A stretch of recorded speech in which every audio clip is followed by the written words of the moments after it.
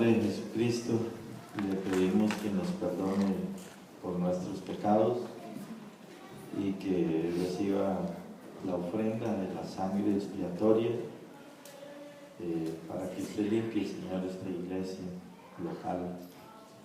Le pedimos, Señor, que el Espíritu Santo nos llene, porque tenemos derecho a una llenura nueva y la estamos pidiendo. Le pido, Señor, que llene la iglesia con el Espíritu Santo, con una llenura nueva, y que esta llenura traiga más regalos de su paraíso, y maduración, más luz, crecimiento y todas las bendiciones que usted quiera traer. Le ruego, Señor, que por el poder de su Espíritu nos esté dando vida a todos y que su palabra venga a traer el pan, el alimento, la nutrición necesaria para que podamos seguir avanzando en esta peregrinación.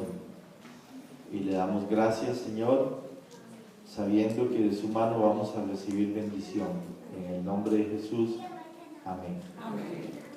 Primera Corintios, capítulo 12.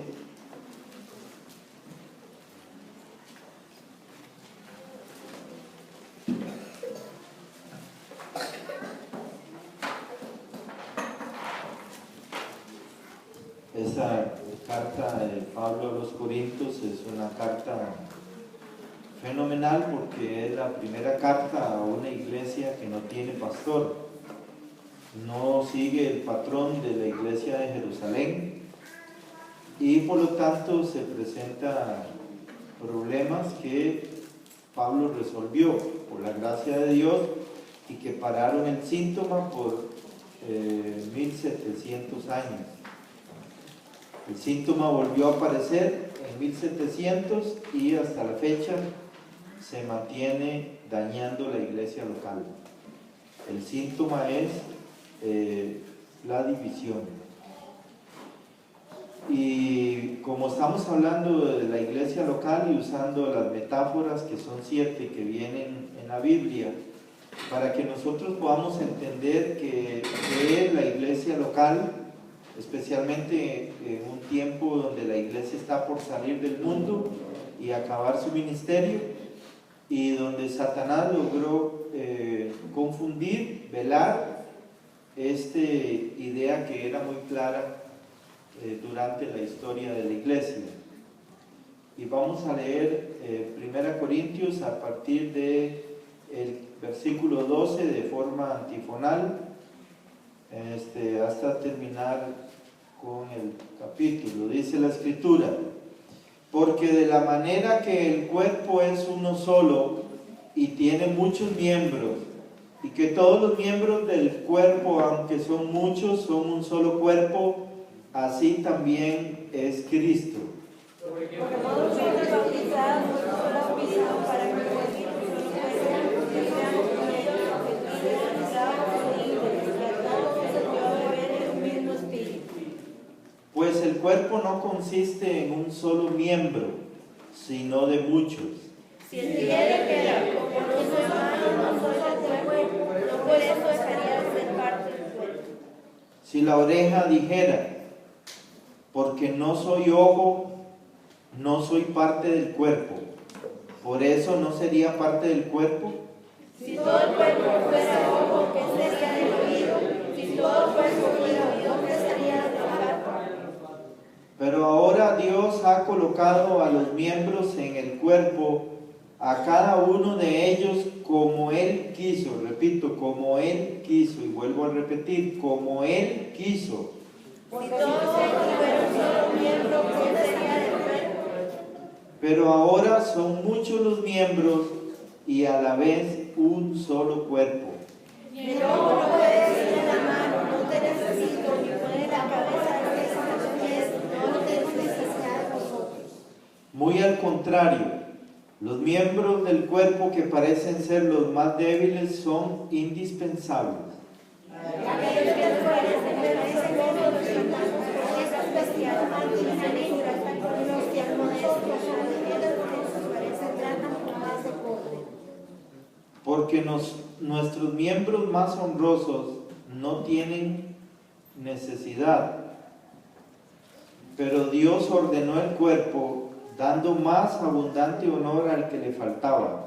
Para que no haya separación en el cuerpo, sino que también somos, pero por igual unos por otros. Recuerda esa frase, los unos por los otros, los unos por los otros, los unos por los otros. De manera que si un miembro padece, todos los miembros se conduelen con él. Y si un miembro recibe honra, todos los miembros se gozan con él. Ahora bien, ustedes son el cuerpo de Cristo y cada uno miembro de ese cuerpo. A unos puso Dios en la iglesia. Bueno, ahí sigue una lista, ya eso no nos interesa, está fuera. Brincamos al 31. Con todo, anhelad los mejores dones, y ahora os mostraré un camino todavía más excelente. Dios bendiga su palabra y se sientan, por favor.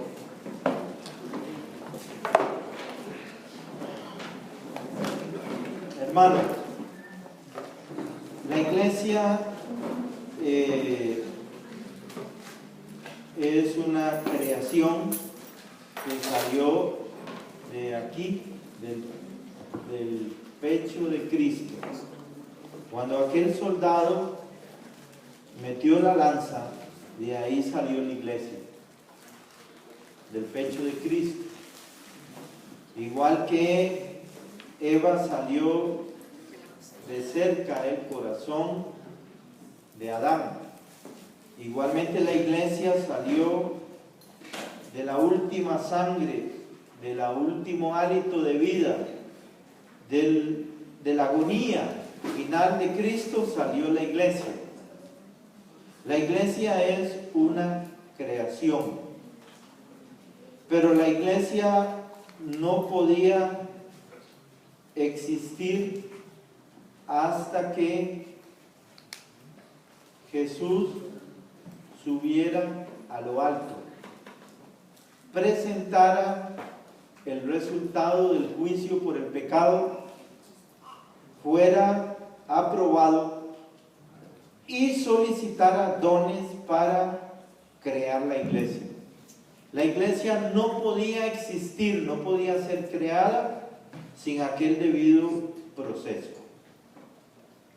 Subió a lo alto, presentó el juicio por el pecado, fue aprobado y solicitó el Espíritu Santo, cargado de dones para crear la iglesia.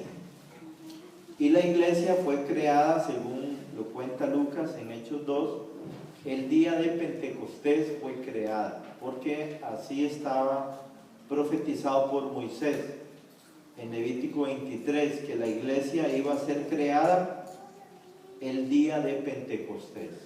Ya se estaba profetizado y no podía cambiar la fecha, si no Dios miente. La iglesia, por lo tanto, es un misterio que se aclara cuando aparece visible y manifiesta. Pero recuerde que los primeros creyentes y las primeras iglesias en realidad no sabían nada del Nuevo Testamento porque no había Nuevo Testamento. Y el Nuevo Testamento se terminó allá por el año 95 después de Cristo. Juan no había escrito nada cuando la iglesia de Corinto tenía estos problemas. Si Juan hubiera escrito, hubiera ayudado mucho, pero Dios quiso que Juan escribiera después de todos estos problemas, porque Juan viene a resolver lo que falta. Por eso aquí nosotros tenemos que entender que esta iglesia bautista, Palabra de Vida, cuando se fundó, estudiaron los ancianos por 2 años junto con los miembros que en ese momento había, cuál es la verdadera iglesia. No podíamos ser iglesia católica, no podíamos ser iglesia pentecostal, teníamos que saber cuál es la verdadera iglesia para nosotros designarnos de acuerdo con lo que la Biblia dice. Por 2 años la iglesia estudió y concluyó que la verdadera iglesia es la bautista. ¿Cómo lo concluyó? estudiando la historia de la iglesia, la Biblia y el cuerpo de doctrina de cada denominación. Es un gran trabajo y se hizo. Y se concluyó que la iglesia que está más cerca de la Biblia es indudablemente la iglesia bautista. La primera iglesia bautista fue la iglesia de Jerusalén. Después fue la de Antioquía, y Corinto fue una iglesia bautista. Esta iglesia de Corinto tenía una diferencia de la iglesia de Jerusalén, que no tenía pastor. Era una iglesia cargada con dones del Espíritu Santo que se habían vuelto ministerio. ¿Por qué había tanto don? Porque no había pastor. Donde hay pastor hay menos dones. Y si usted pone cuidado, la iglesia actual, por ejemplo, usted puede ver en Costa Rica, ningún pastor bautista suelta el púlpito. No pone a predicar a nadie. Con costos en la escuela dominical, uno, el más capaz de todos. ¿Por qué hacen eso? Porque en Estados Unidos ningún pastor suelta el púlpito. No se lo dan a ningún don del Espíritu Santo. ¿Y por qué no lo hacen? Porque la historia ha demostrado que el síntoma de Corinto vuelve a florecer. Y es un problema que termina en una división. Entonces, por esa razón, los pastores, para proteger el redil, han optado por así decirlo, limitar los dones del Espíritu Santo, para evitar las divisiones. Es una medida sumamente drástica, hay que hacerla por el redil, por salvar el redil. Antes de 1700 esto no era necesario, porque la persecución de la iglesia universal contra la iglesia local mantenía las ovejas en el redil, y las ovejas no tenían inclinación a salir del redil. Después de 1700, Juan Wesley abrió la puerta de la división, autorizó la división, y a partir de 1700 la iglesia se dividió en 25,000 denominaciones. Como usted puede ver, Satanás en 1700 decidió ya no perseguir más a la iglesia local. En primer lugar, porque Dios ya le dijo: Satanás, no me mate ninguno más, ya llevan 50 millones de muertos, es suficiente sangre. Entonces Satanás dijo: ah, sí, Dios, está bien, ya no le mato ninguno más, pero ahora deme permiso de dividirlos. Y Dios le dijo: está bien, divídalos como quiera. Y Satanás dividió la iglesia en 25,000 denominaciones. La iglesia bautista sigue siendo la única iglesia local en todas las denominaciones. Repito, la iglesia bautista sigue siendo la única iglesia local en todas las denominaciones. Y usted dirá: bueno, pero ¿es esa toda la diferencia? No. Con Juan Wesley se abrió la puerta de la interpretación. Juan Wesley permitió la interpretación alegórica. Y esto abrió una puerta que terminó en lo que hoy día usted está viendo. Por ejemplo, aquí en Cartago, la iglesia de Rodolfo Arias es hija de Juan Wesley. Y usted no sabe en qué irá a terminar eso, porque ellos están usando, digamos, técnicas del mundo y todo, y otro evangelio, y convierten eso en un salón de baile, un club social, y a ellos no les importa la Biblia. Y usted habla con cualquier miembro de esa iglesia y usted sorprende, porque usted dice, en el juicio que usted hace sobre esa persona y lo que ella cree, usted dice: esta persona no ha nacido de nuevo. Igualmente, yo he hablado con miembros de la iglesia de Raúl Vargas, que es la más grande de Costa Rica, que ya tienen, son diáconos de Raúl Vargas, y yo he hablado con ellos extensamente, y yo he llegado a hacer un juicio. Yo juzgo que ellos no han nacido de nuevo, pero son diáconos en la iglesia, tienen 40 años de ser miembros, sirven ahí, trabajan día y noche. Sí, es cierto, trabajan mucho, ¿sí? Pero no han nacido de nuevo. Y el que no ha nacido de nuevo, ¿dónde dijo Jesús que iba? Al infierno. Bueno, entonces ese es un problema que tiene la iglesia de la Odisea, no es un problema de la iglesia bautista. La iglesia bautista está formada por trigo. El trigo ya vimos con la instrucción de la metáfora que es el creyente nacido nuevo. Y la cizaña está en el mundo, no en la iglesia.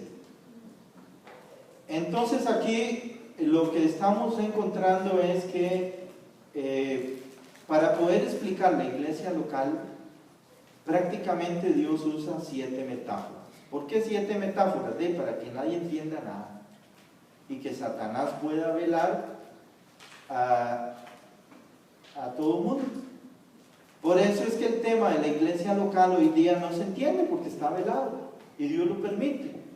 ¿Por qué Dios lo permite? Bueno, si usted lee 2 Tesalonicenses 2:11, sencillamente que alguien lo busque y que lo lea a grito pelado. Dice que por eso Dios les envía un poder engañoso para que crean las mentiras, a fin de que se condenen todos los que no creen la verdad. ¿Está claro? ¿Cuántos dicen amén? Amén. Bueno, Dios es un Dios de amor, pero también es un Dios justo. Él no va a permitir a nadie en su cielo que no acepte a su único hijo. Así, punto. Se acabó. El juicio es eterno. Es serio el juicio. No tiene alternativas. Ahora, la iglesia local, solamente los verdaderos creyentes maduros pueden entender la iglesia local, porque está velada. Y las 7 metáforas son muy difíciles de entender, porque en primer lugar, ¿qué es una metáfora? La mayoría no sabe qué es una metáfora. Usted estuvo en la escuela y en la escuela le enseñaron que hay gramática y que hay figura literaria y que hay metáforas. Aquí está usando 7 metáforas. ¿Qué es una metáfora? Bueno, la Biblia se interpreta en forma literal. Se interpreta en el contexto histórico y en el sentido gramatical. El ser humano tiene la obligación de entender qué es una metáfora y comprender el significado, especialmente si es cristiano, lee la Biblia y necesita saber qué es la iglesia local. Una metáfora es un tropo. A ver, levante la mano el que sabe qué es un tropo. Un tropo. Solo yo sé que es un tropo. Ve, como ustedes de gramática están quedados. Sacaron un 4. Ve, una metáfora, al igual que una metonimia o una sinécdoque, es un tropo. Es una figura literaria. Y un tropo es o consiste en trasladar el sentido recto de una figura en virtud de una comparación tácita. O sea que aquí Pablo está comparando el cuerpo humano, pero está torciendo el sentido recto del cuerpo humano para hacer una comparación con la iglesia local. ¿Comprende qué es un tropo? Es una figura que consiste en modificar el sentido propio de una palabra para emplearla en sentido figurado. O sea que Pablo está usando el cuerpo humano, que es una figura conocida, real, pero le está torciendo el sentido para emplearla en un sentido figurado y comparándola con la iglesia local.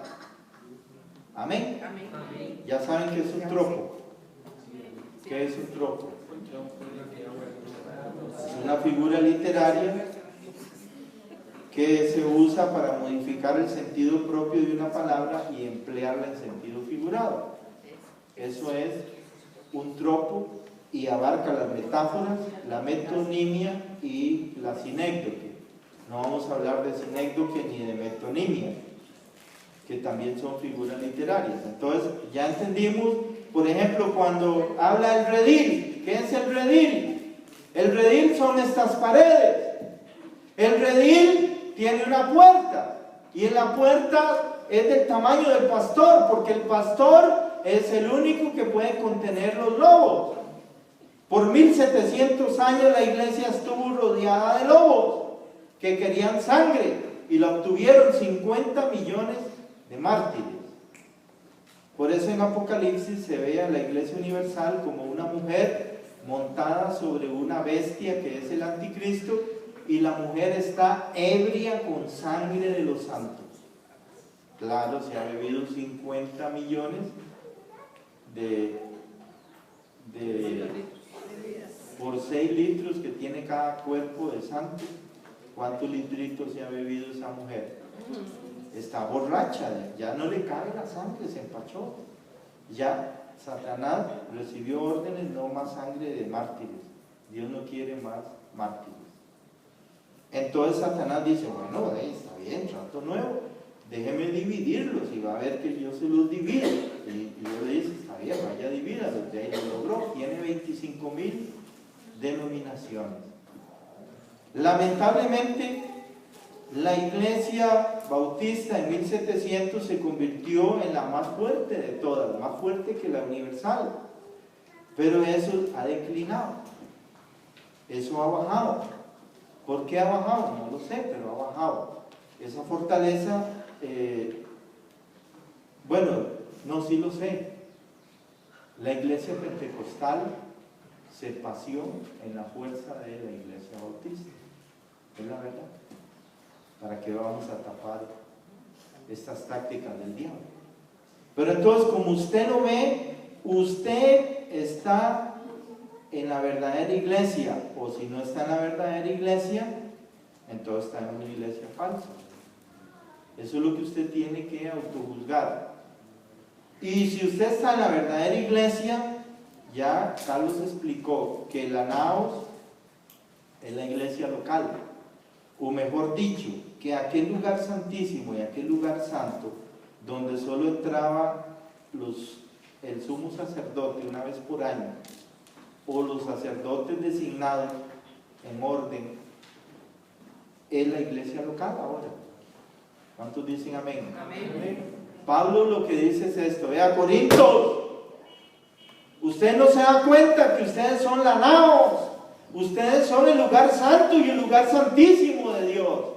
Ahí está la presencia de Dios, está el arca, ahí está el incienso que sube, que Dios huele y que lleva los carbones del altar donde se sacrificó la víctima, que es Cristo. Ahí está el pan que se come, que es el sermón.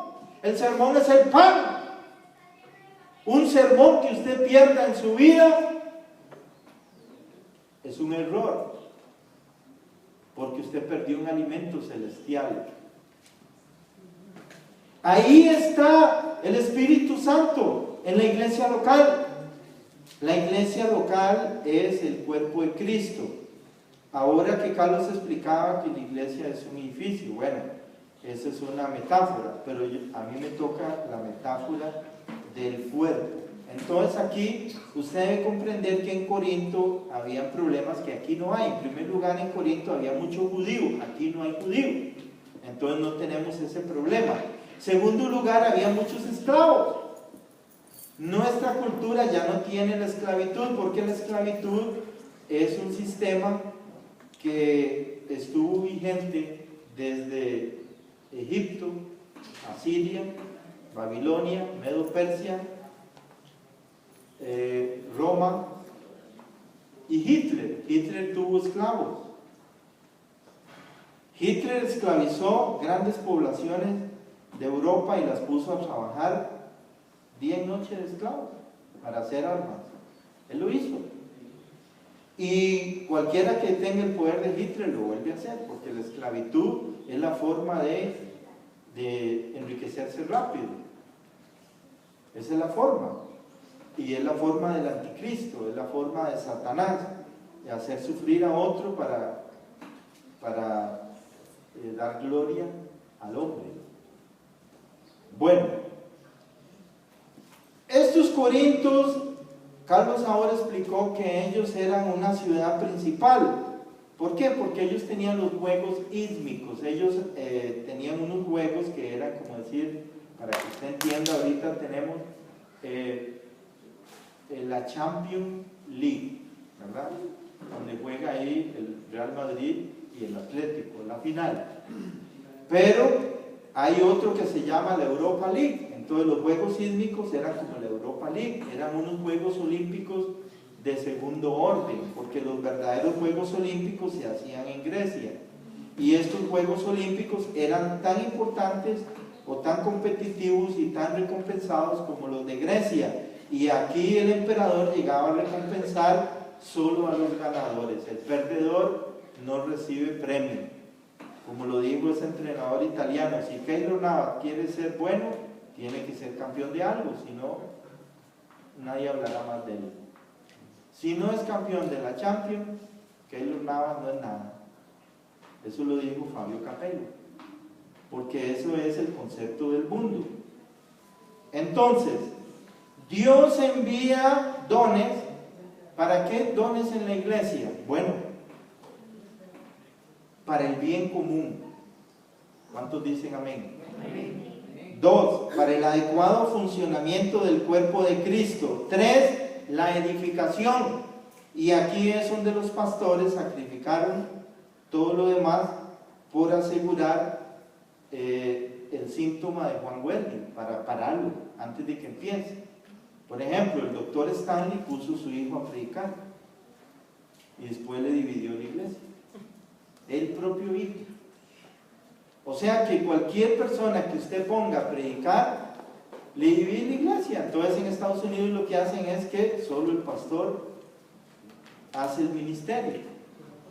En el caso que estoy haciendo yo, bueno, yo estoy haciendo ministerio compartido con los maestros que tienen don del Espíritu Santo y que vienen aquí, pero usted vio que lo primero que ellos reciben son palizas del diablo, que tal vez las aguanten, tal vez no, pero ya ellos han recibido evidente y manifiesto garrotazo y arañazo del diablo, y lo seguirán recibiendo porque eso es parte del ministerio, que es el pastor es el...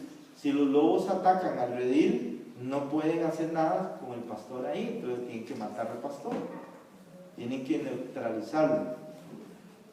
Además, los dones sirven para confirmar la palabra predicada. Esta es una iglesia que tiene muchos dones y que se están volviendo ministerio. Corinto era así, como no tenía pastor, entonces los maestros eran los que predicaban y enseñaban. Y la iglesia empezó a dividirse. Unos iban con Apolos, otros con Pedro, otros con Pablo, y otros tenían su propia enseñanza. Entonces la iglesia se estaba dividiendo. Entonces Pablo usa la metáfora del cuerpo, porque entonces Pablo les dice, un cuerpo tiene muchos miembros, pero todos los miembros, aunque son muchos, es un solo cuerpo. Veamos el versículo 14. Pues el cuerpo no consiste en un solo miembro, sino en muchos. Entonces los corintios tenían que comprender que ellos eran el cuerpo de Cristo. ¿Cuántos dicen amén? Amén. La iglesia bautista Palabra de Vida tiene que comprender que nosotros somos el cuerpo de Cristo. Amén. Pero ¿qué pasa si usted es la uña del dedo gordo? Y usted dice, no, es que a mí no me gusta hacer la uña del dedo gordo, yo quiero ser el ojo de la cara. Yo envidio lo que tiene fulano. Yo envidio el ministerio de sultano. Yo me siento incómodo. Bueno, aquí Pablo lo explica, porque Pablo es un hombre sumamente inteligente, posiblemente el ser humano más inteligente que ha vivido. Y entonces él empieza a hacer una serie de preguntas a los corintios para que ellos las respondan con su capacidad racional, que era mucha, porque los corintios eran filósofos, eran muy educados, era gente que había tenido una formación académica muy buena, aunque estos eran, digamos, la chusma de Corinto, pero aún así ellos eran educados en las escuelas de filosofía y tenían, digamos, la tradición ya había permeado en en el corazón de ellos. Entonces Pablo les empieza a hacer una serie de preguntas que ellos tienen que contestar racionalmente, que usted también se las puede hacer, y usted puede, aquí Pablo dice, por ejemplo, si la oreja dice que no es parte del cuerpo, ¿será cierto? Pablo dice que no. O sea que si uno de ustedes dice, no, ya yo no quiero ser parte de la iglesia local, yo me voy, le dice, usted sale caminando y se va, como sale cuando termine el culto. Pero usted puede romper esa unidad que el Espíritu Santo hace, de ahí va a tener consecuencias. Aquí dice que Dios lo va a matar. No entiendo yo cómo será eso de grave, pero aquí dice que hay una consecuencia muy grave. Además de eso, en el tribunal de Cristo, en el Bema, de ahí es descalificado. Todo lo que haga no tiene recompensa, nada. Es imposible porque rompió la unidad. Entonces aquí lo que está hablando es muy delicado. ¿Por qué? Más hoy día.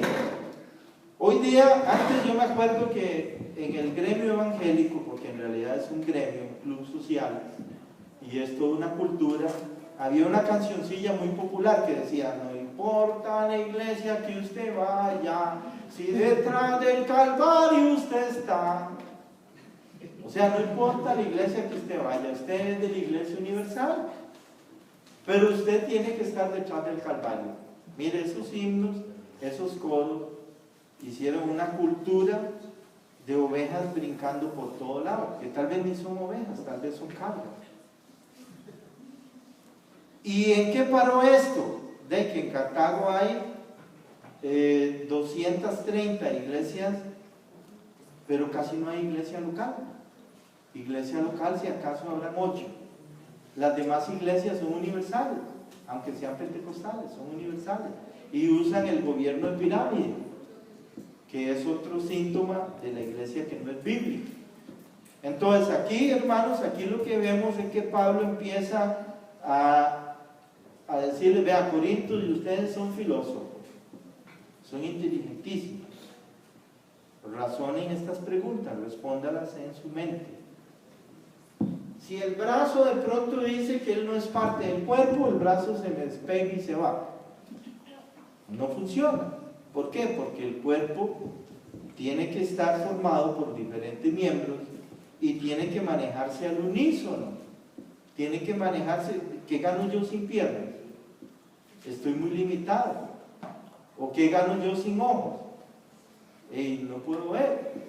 Entonces el cuerpo tiene que estar funcionando armónicamente para que la iglesia local realmente funcione como el cuerpo de Cristo. Verso 18.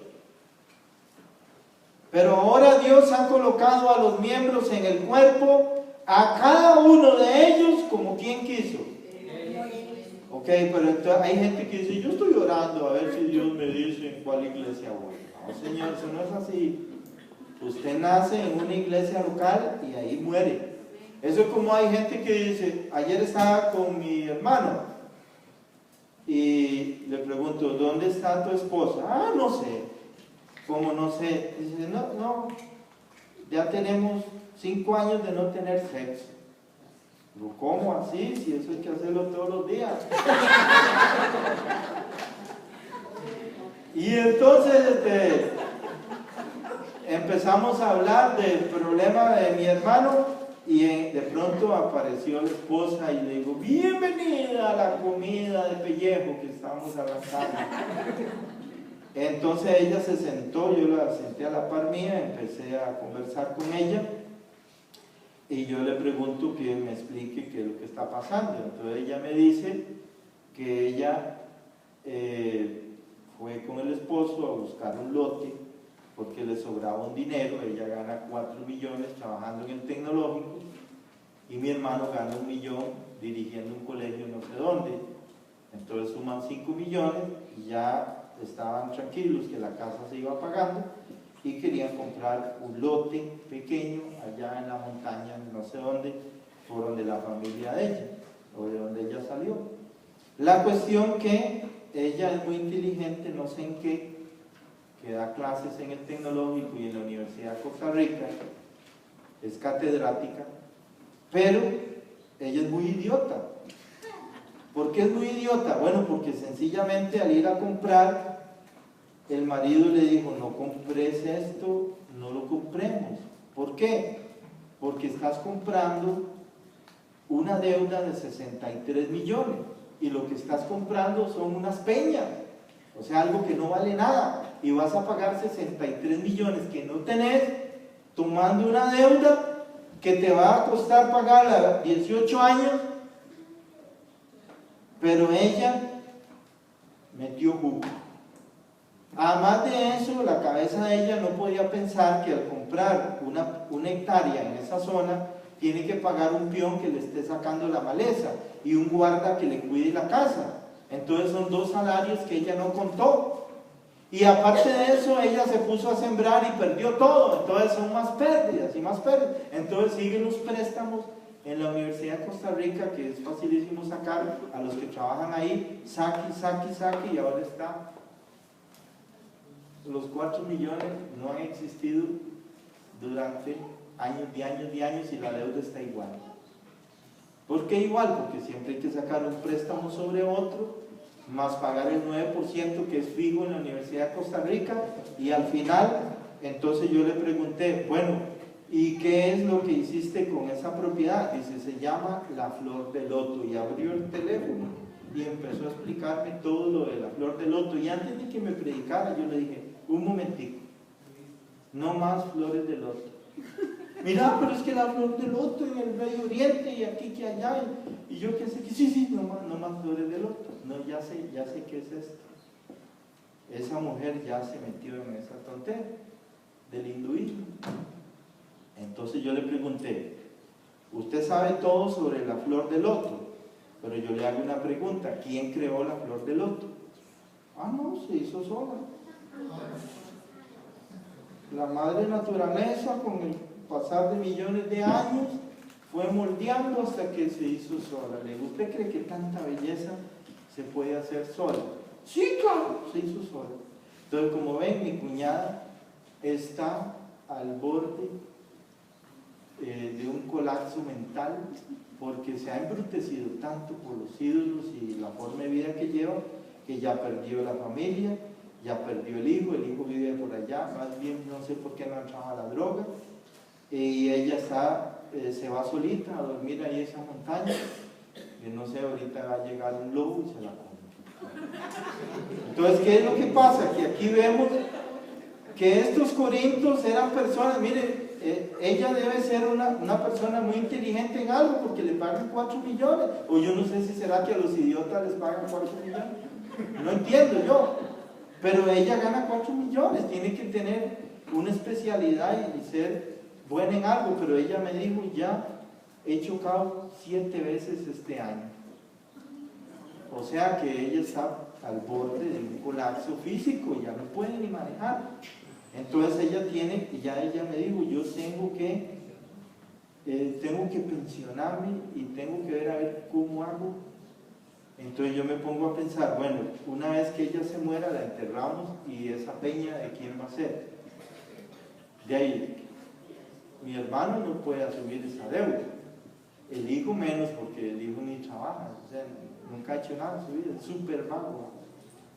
Entonces, ¿qué es lo que pasa? Gastó toda la vida en algo que no tiene valor. Si ella me hubiera preguntado a mí, ¿qué le parece este negocio? Yo le hubiera dicho, esa peña vale 500,000 pesos. Entonces ella hubiera dicho, tan poquillo, si no vale nada. ¿Ve? Pero hay que preguntar. O sea, tener un concepto real. ¿Cómo va a pagar 63 millones por una peña allá en Pejivalle de no sé dónde? O sea, eso tiene que ser alguien demasiado ignorante para caer en una trampa de ese tipo. Eso es lo que pasaba aquí en Corinto, que Pablo les dice, no, ustedes son filósofos, piensen. Y Demóstenes, que era un filósofo griego que se hizo famoso porque él anduvo predicando de casa en casa, tocando la puerta. Cuando la gente salía, Demóstenes les decía, pero por lo que más quiera les suplico que piense. Casa por casa. Y no solo lo hacía una vez, siguió haciéndolo toda su vida. Así que las casas fueron visitadas varias veces. Demóstenes les decía, por lo que más quiera, les suplico que piense. Pablo le está diciendo a los corintios, papito, ustedes son filósofos, no son chambones, no son ignorantes. Piense lo que le estoy diciendo, haga la metáfora, compare. El cuerpo no se puede dividir, el cuerpo funciona unido. ¿Cuántos dicen amén? Amén. Versículo 25. Para que no haya desaveniencia en el cuerpo, sino que todos los miembros se preocupen los unos por los otros. Amén. Hermanos, ¿cuántos de ustedes levanten la mano se han preocupado por otro hermano? Levanten la mano. ¿Verdad? En la iglesia usted va a ver una preocupación de los unos por los otros. Usted va a ver, eso solo lo puede producir el amor agape. Usted sin el amor agape no puede interesarse por nadie, porque usted en realidad es tan egocéntrico que no puede tener interés por nadie, hasta que tenga el amor agape. Y aquí Pablo lo que está diciendo es que ellos tenían que dejar esas divisiones y tenían que entender que la unidad la hace el Espíritu Santo y que cualquier pecado contra la unidad es un pecado contra el Espíritu Santo. Repito, cualquier pecado contra la unidad es un pecado contra el Espíritu Santo. Eso es lo que ellos tenían que entender. Ahora, usted va a culpar a estos corintios. ¿Quién sabe más, nosotros o ellos? Nosotros, porque Juan no se había escrito, y lo del Espíritu Santo lo escribió Juan. Si usted lee Juan 14, Juan 13 y Juan 15, usted va a entender que ahí Juan hace una cátedra del Espíritu Santo. Entonces, quien realmente explicó el Espíritu Santo, su existencia y su labor en la iglesia, por ejemplo, usted tiene que entender, el Espíritu Santo es una persona. ¿Y qué es lo que hace? Bueno, lo primero que hace es que cuando alguien recibe a Cristo, el Espíritu Santo raudo entra con Cristo. No entra Cristo solo. Entra el Padre, el Hijo, no, primero el Hijo, el Padre y el Espíritu Santo entran de una vez al corazón. ¿Por qué ellos entran al unísono? Porque ellos quieren hacerlo así. Entonces el Espíritu Santo es un bautismo que se recibe al recibir a Cristo. O sea que Cristo es el que me bautiza en el Espíritu Santo. ¿O mejor amén? Amén. Usted no puede recibir el Espíritu Santo sin Cristo. Hay pastores que llegan y dicen, vamos a darle el Espíritu Santo. Venga, yo le pongo la mano, yo soy el super ungido. Le pongo la mano y donde yo se la pongo, usted recibe el Espíritu Santo. Eso es lo que le pasa a mi cuñado. O sea, otra idiotez. Porque el que da el Espíritu Santo es Jesucristo. No es el pastor. No puede ser ningún ser humano. Porque imagínense que yo pudiera dar el Espíritu Santo. De ahí yo me inflo, ¿verdad? ¿Se imagina? Yo sería más famoso que el Papa. Pero el que puede dar el Espíritu Santo es Jesucristo. Y el Espíritu Santo te bautiza en la iglesia local. Por eso es que un pecado contra la iglesia local y la unidad es un pecado contra el Espíritu. Entonces, ve, por ejemplo, yo admiro a Sergio y su familia, porque ellos, habiendo hecho algo parecido, ellos dicen, no, eso no está bien, hay que volver, y vuelven. Eso es lo que Dios quiere. Entonces Dios a ellos los va a bendecir. ¿Cuántos dicen amén? Amén. Porque están actuando como Dios quiere. No importa que usted cometa errores, pero corríjalos. Eso es lo que Pablo le dice a esta gente de los Corintios. Bueno, a más de esto, Pablo les dice, vea, en Corinto había un problema, que ahí estaba el templo de Afrodita. ¿Saben quién es Afrodita? ¿Quién es? ¿Ah?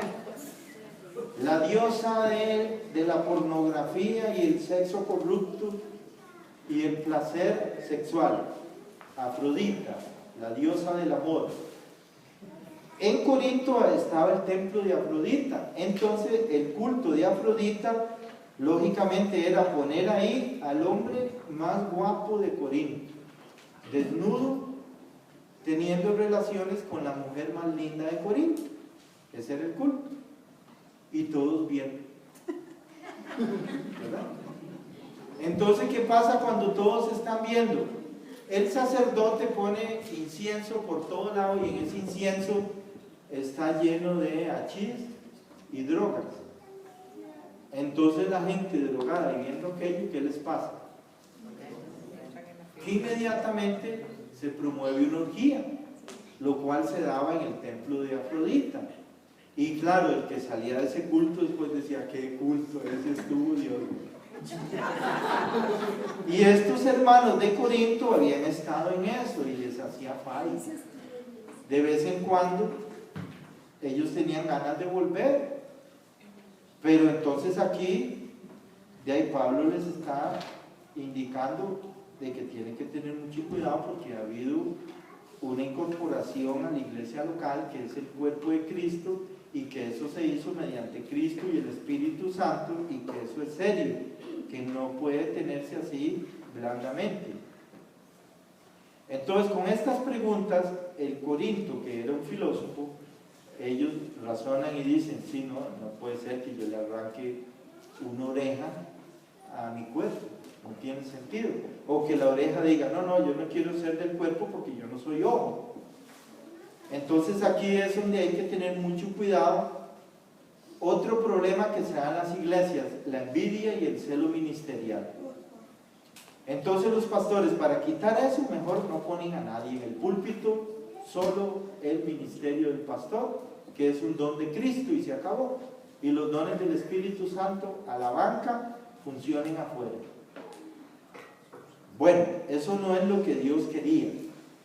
Dios lo que quería es que la edificación también se haga con los dones del Espíritu Santo, pero tiene que hacerse en orden.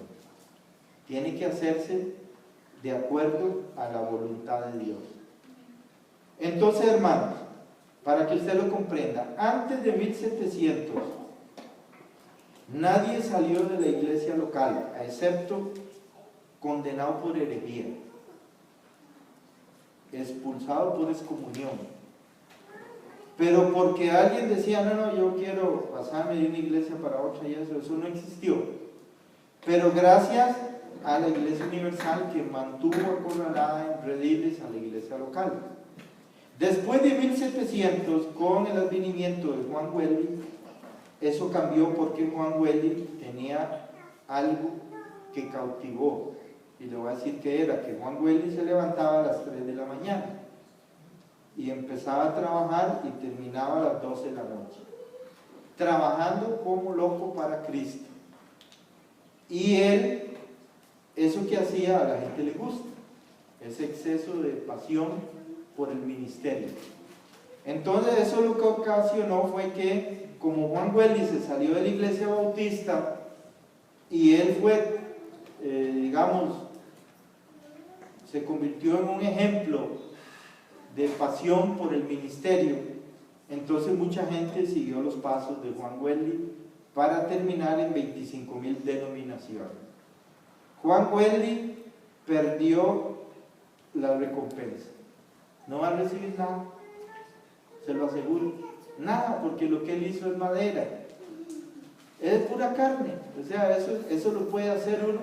Aquí yo vi un ejemplo que el buen samaritano mandó un muchacho, y yo vi que el muchacho tenía que hacer un inventario de todo, tenía que entregar pedidos y yo dije, este muchacho trabaja más que un chino, ¿verdad?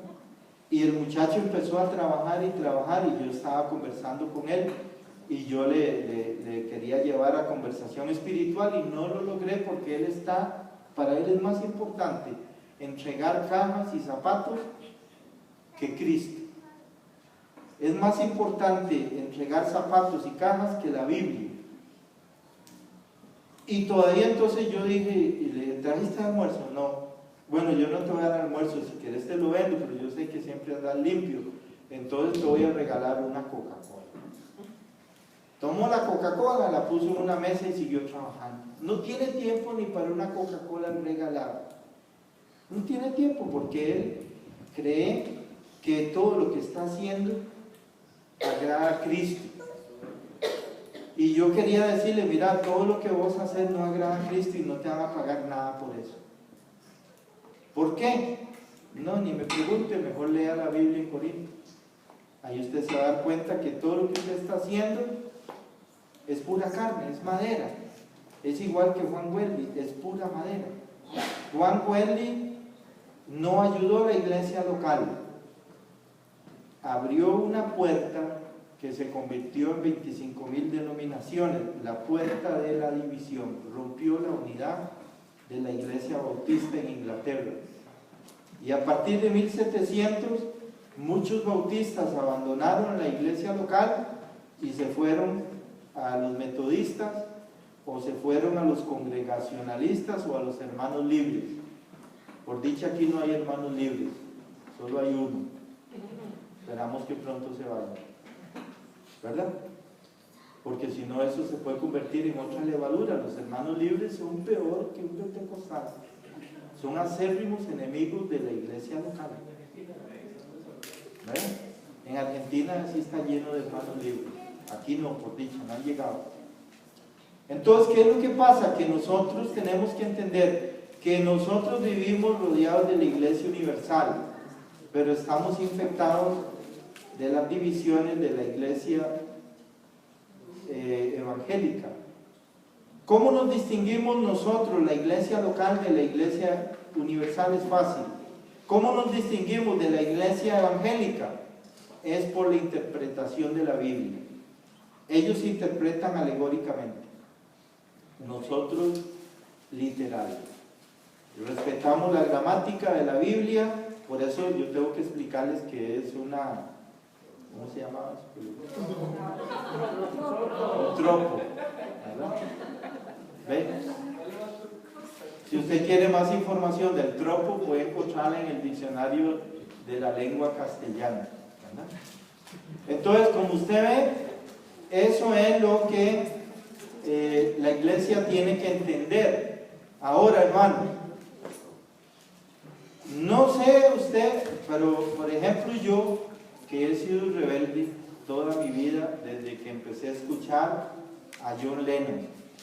John Lennon es el diablo, es el hombre más rebelde. John Lennon era bautista y se fue a la India y se metió con el Dalai Lama y se encerró ahí a que se le metieran unos 2 millones de demonios.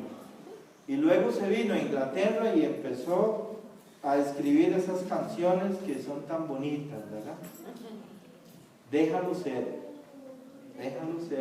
suelta la rebelión. Déjalo ser, es rebelde, no se sujete, no haga caso. La Biblia es basura, Jesucristo no interesa. La familia, no.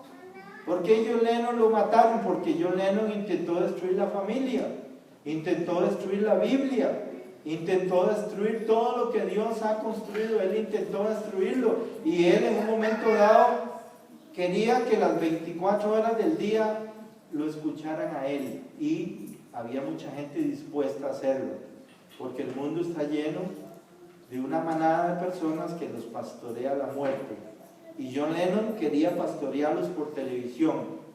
Entonces no sé quién lo mató, que Dios lo bendiga.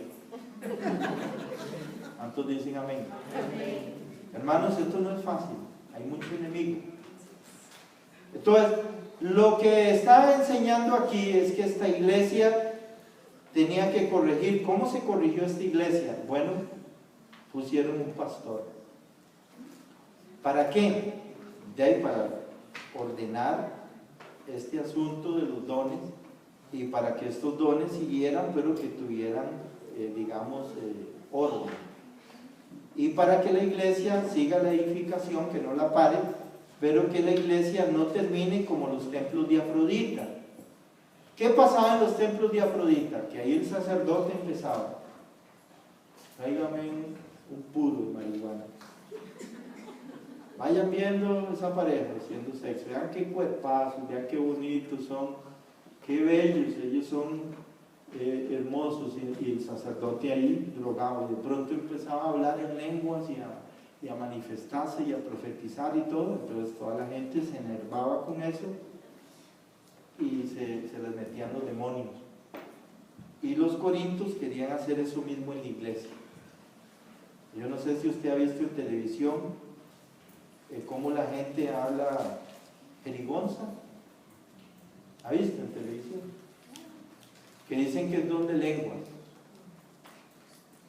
Eso nunca ha sido don de lenguas ni puede ser, porque una lengua, como el español, son palabras que buscan expresar ideas. Una jerigonza son palabras que no comunican ninguna idea. La jerigonza la puede hacer un sacerdote de Afrodita, pero no un cristiano. Un cristiano no puede hablar jerigonza porque no comunica ideas. El cristiano tiene que ser inteligente, racional. No importa que no sepa leer y escribir, pero que piense, que razone, que responda a las preguntas de Pablo y que corrija lo que está mal al responder las preguntas. Se hace un autojuicio y corrige, y finalmente comprende que la iglesia local es el cuerpo de Cristo y que está sellada con el sello del Espíritu Santo, y que no se puede romper ese sello sin recibir consecuencias. Hermano, antes de 1700 los cultos eran así, cuando ya habían iglesias en Inglaterra grandes. Por ejemplo, la iglesia de Spurgeon tenía 7,000 miembros. Las mujeres se sentaban a la izquierda, los hombres a la derecha. Spurgeon era el pastor y Spurgeon no ponía a predicar a nadie. A nadie. ¿Por qué a nadie? Porque Spurgeon predicaba muy bien. Y era tan bueno que más bien los demás pastores predicaban lo que Spurgeon predicaba por toda Europa.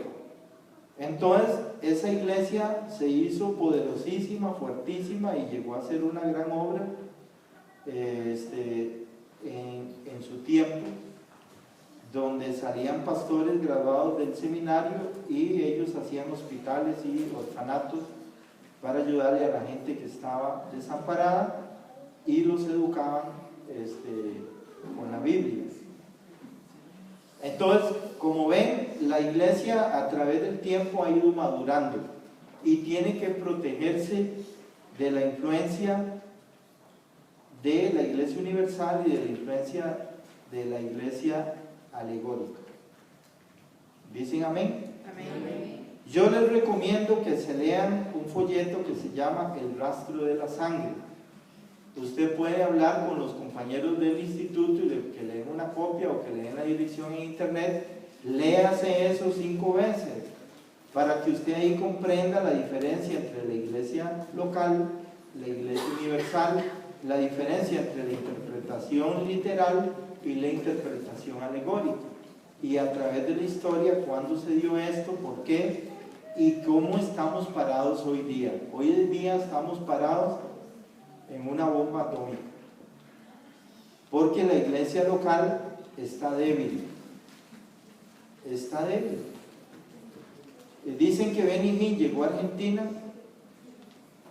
y con solo un hechizo de esos que él hace, una brujería, sacó la mitad de los bautistas de la iglesia local, aunque usted no lo crea.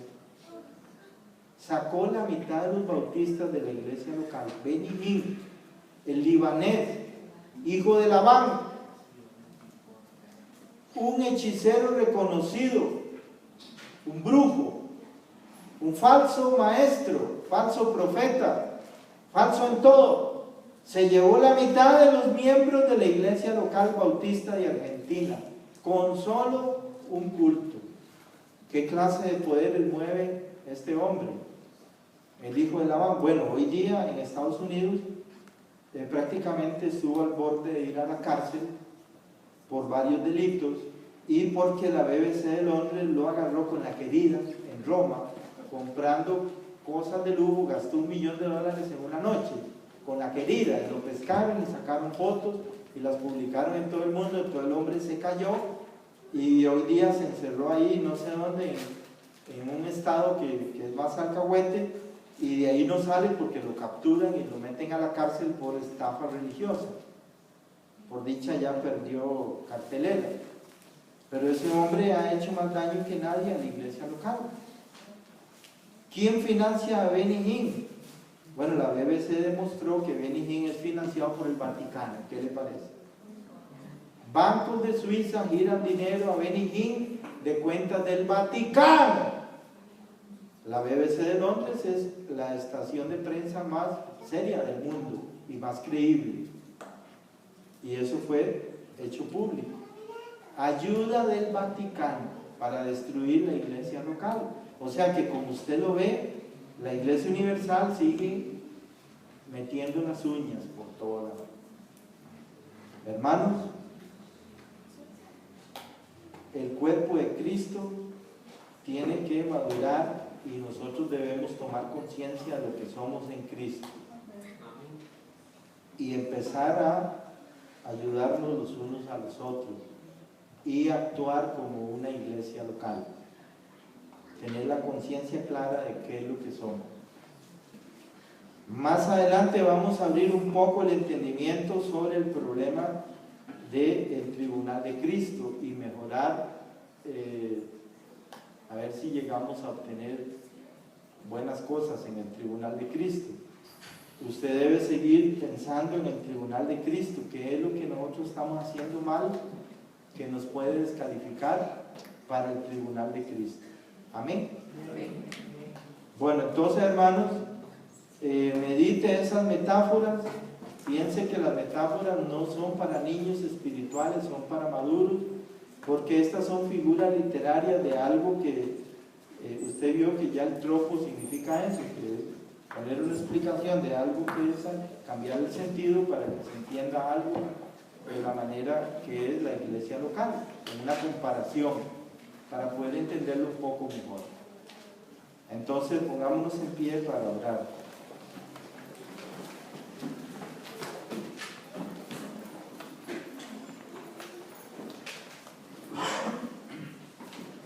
Me olvidó decirles lo último, el versículo 31, que los dones se pueden anhelar, o sea que usted puede pedirle al Padre que le dé dones que usted anhela. ¿Cuántos dicen amén? Amén. Bueno, ¿saben cuál es el don que en este momento obtiene más recompensa? El don de dar. Y es un don que casi nadie anhela. Vamos a orar. Padre, le damos gracias por lo que pasó en Corinto, que fue una experiencia que nos ilustra a nosotros y nos ayuda a comprender lo que es la iglesia local, el valor que tiene, y estas metáforas que usted nos ha dado en su palabra, especialmente estas de Pablo, son metáforas que nos ilustran muy bien el cuerpo de Cristo y nos ayudan a entender que nosotros somos el lugar santísimo en este momento, que la iglesia local es el lugar santo y el lugar santísimo. Le ruego, Señor, que abra las ventanas de los cielos y traiga para esta iglesia local dones. Y yo me comprometo, Señor, a correr los riesgos que sean para que esos dones se vuelvan ministerio. No tengo miedo. Le pido, Señor, que me dirija para poderles ayudar y que también nos ayude a todos para que podamos comprender el valor de los dones y la necesidad que tienen los hermanos del uso y la administración de esos dones. Le ruego, por favor, Señor, que nos ayude a entender estos misterios de las 7 metáforas, que veamos que nosotros estamos en una iglesia verdadera, que somos la naos, somos el lugar santísimo en esta dispensación. Que también eso nos ayude a ser reverentes, tener temor de Jehová y a buscar lo mejor del Espíritu Santo, porque Él está dispuesto a traer todos los regalos del paraíso, dado que Jesucristo los ganó. Cuando Él descendió hasta los infiernos y cumplió el juicio del pecado, Él subió hasta lo más alto y pidió dones para la iglesia. Eso fue lo que pidió. cumpliendo las profecías de los salmos del rey David. Reparte dones a los hombres. Le ruego, Señor, que esos dones sean notorios, evidentes y manifiestos, para que en la iglesia local se puedan ver, localizar y levantar como ministerios, y que nos ayude, Señor, para poder desarrollar, que se desate la obra del Espíritu Santo en esta iglesia local a través de los dones.